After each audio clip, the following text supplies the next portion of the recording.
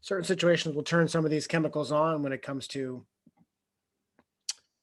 causing you to go find food or whatnot, or to not find food. But that's towards the end. Let's continue here with what we were looking at.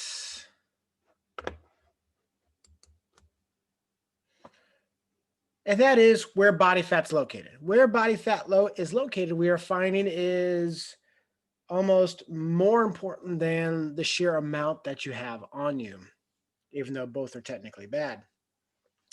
But there are several different ways to assess your percent body fat and get an idea of where the body fat is. And here are the examples here: underwater weighing, air displacement, DEXA, biological impedance, and skin fold. And of all of these guys, you're never going to use the first one, two, three, the first four. You're probably, well, the first three, you're probably never going to use unless you go into a hospital setting, a lab setting, a research setting.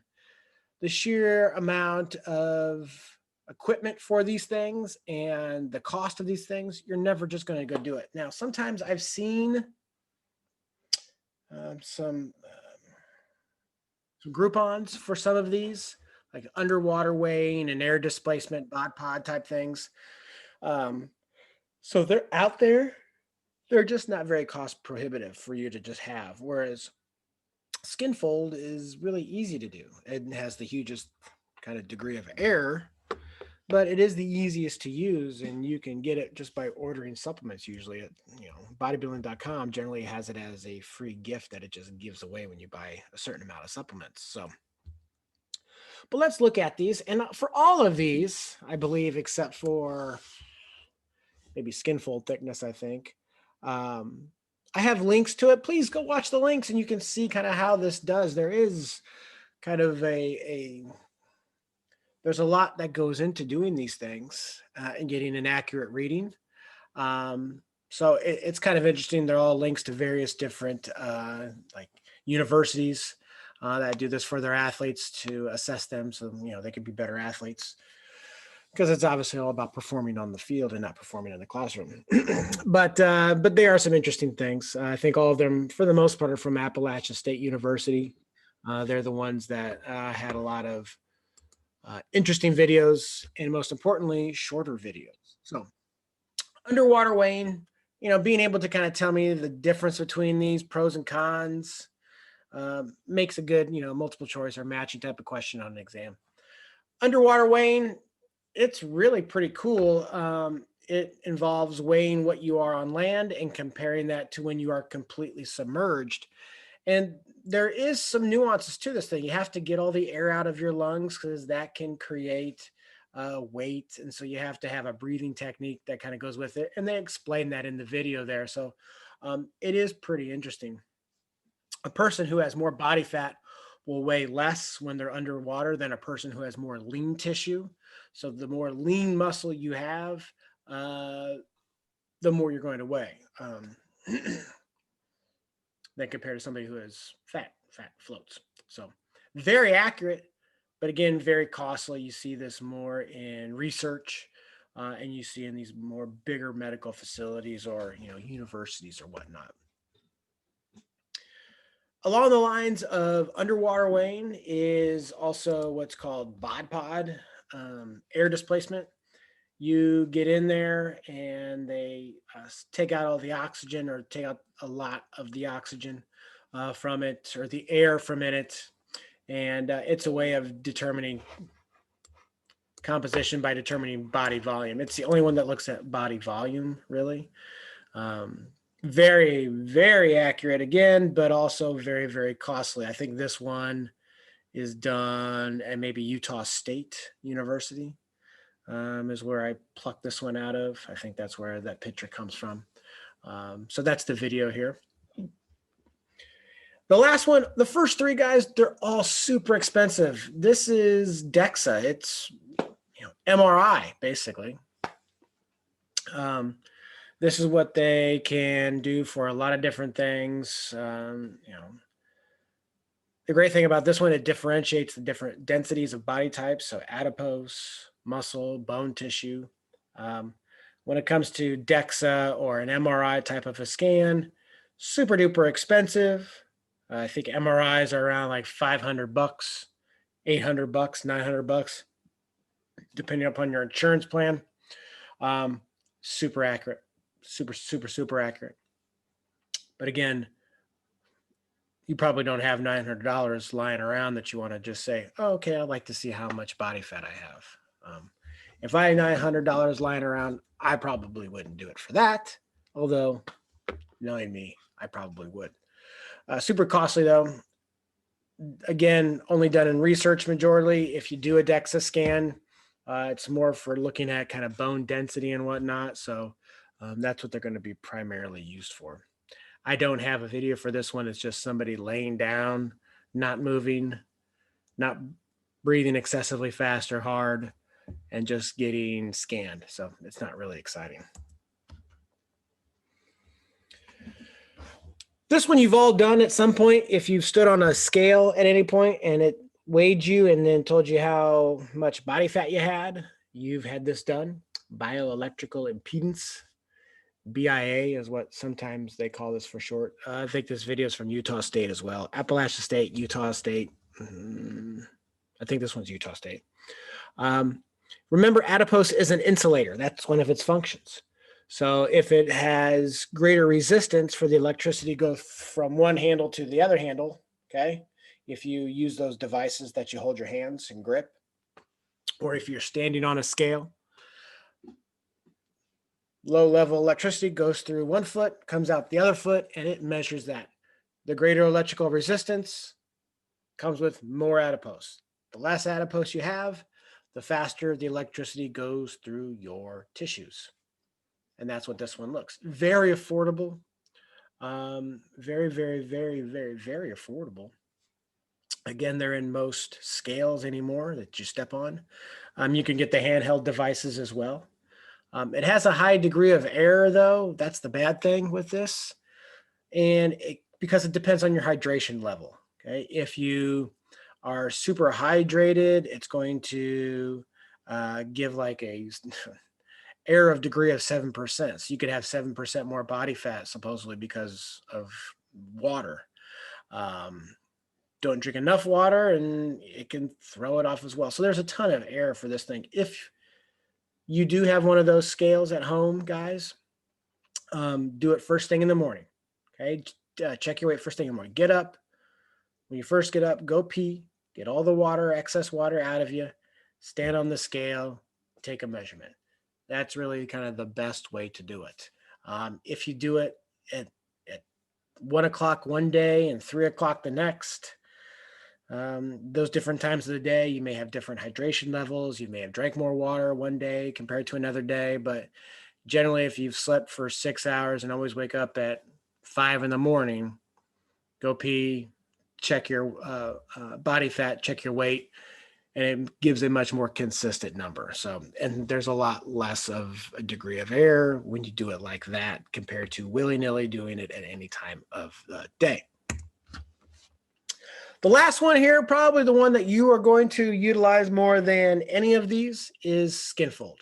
Okay, skin fold is super easy, and if we were there in class, it's something that I do for students who want to kind of get an understanding of where they're at in terms of body fat. This one has a very high degree of user inaccuracy. If you don't take a tissue fold, I'm going to kind of get up here. If you don't take a tissue fold, and I'm exaggerating here, you don't take a tissue sample here, but you can see if you pull that away, you can see how I have just a little bit of skin there. Well, if you grab a little bit here, then all of a sudden now I'm getting into the meat of the muscle. And if you sit there and you pinch that, and now you try to take a skin fold of that, well, that's skin and muscle. And that's going to give you a very skewed number. So you got to make sure when you do a tissue pull there, you get a tissue pull of just skin itself, okay? And not meat. You don't want to do the meat. That would give a very inaccurate number. So this can be, this can have a huge degree of error. And it usually has the highest degree of error, and I can't remember what that is. somewhere around 10, 12% probably because of user issue. Again, there's a video. Watch it. It's pretty cool. It's kind of interesting. It's from Utah State University as well, I believe. So, again, good little videos. And most importantly, shorter. There's very long videos out there. I tried to find the shortest ones that I could for you guys to kind of see how these things are done. This one measures fat underneath the skin, so it's looking at more kind of subcutaneous, which we're finding is not necessarily the worst fat in the grand scheme of things. The worst fat is going to be your visceral fat, your central abdominal obesity fat. So if you have, if you have a big belly, that's more prone indicators showing for metabolic syndrome and having issues along that regard. So central obesity is the worst of all of them. I'm not going to ask for the body percentage of somebody who's overweight or obese. I do want you to know what's healthy, because ultimately that's all I really care about, is to get you guys healthy. For men, the percentage of body fat that is considered healthy is between 13 and 21%. And that seems, relatively high. And, we're not designed to be at 5% body fat, 8% body fat all the time. It's not healthy. You need fat to insulate, you need fat to cushion, and you need fat to help store a little bit of stuff so you can make hormones and whatnot. So you need a little bit of fat. You can see women have a much higher healthy percent body fat, percentage body fat, and that's just because of what they need it for. They need it to menstruate properly, for bone health properly, to make hormones that do all that nonsense. So that's why they need a higher percentage, and you create life. So the higher fat percentage is there to help create stores that are going to supply you and growing creature inside of you with a reservoir of backup nutrients. When we look at where body fat is, I mentioned it just a second ago. It's this central body obesity.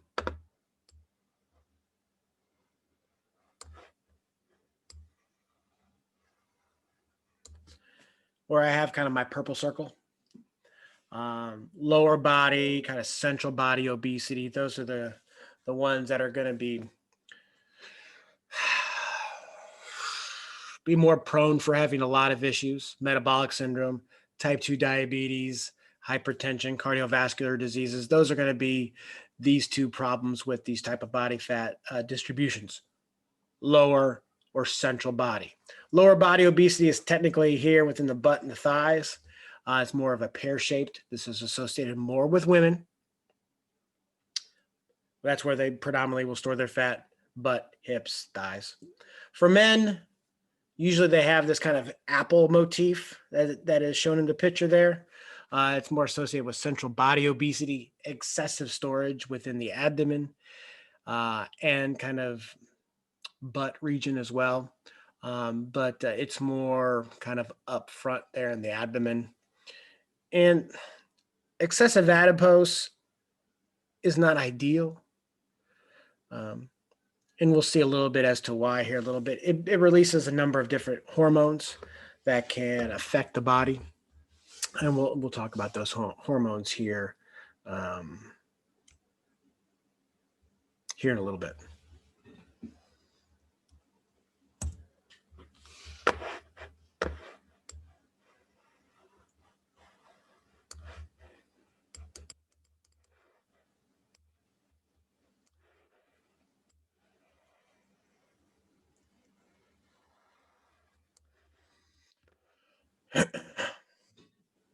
Why is central obesity so important to try to help prevent? Because it does increase your risk of what I just said: cardiovascular disease, hypertension, high blood pressure, type 2 diabetes, and all of this is a hallmark for metabolic syndrome. And there have been several studies to show that there are a number of inflammatory markers that lead to all of these conditions above from that central fat obesity syndrome. How can you figure this out? Do I have central body fat obesity? Well, look in the mirror, right? and just be honest with yourself. But we tend to see what we want to see. And that kind of dovetails with some eating disorders that we'll talk about next week. The easiest way to figure out where you're at with central obesity is to measure your waist. Okay. And there you can kind of see where to put that tape measure. Find your umbilicus, find your belly button, and then go just like a finger right above and measure. And that's where you should figure out your waist circumference. What were those waist circumferences?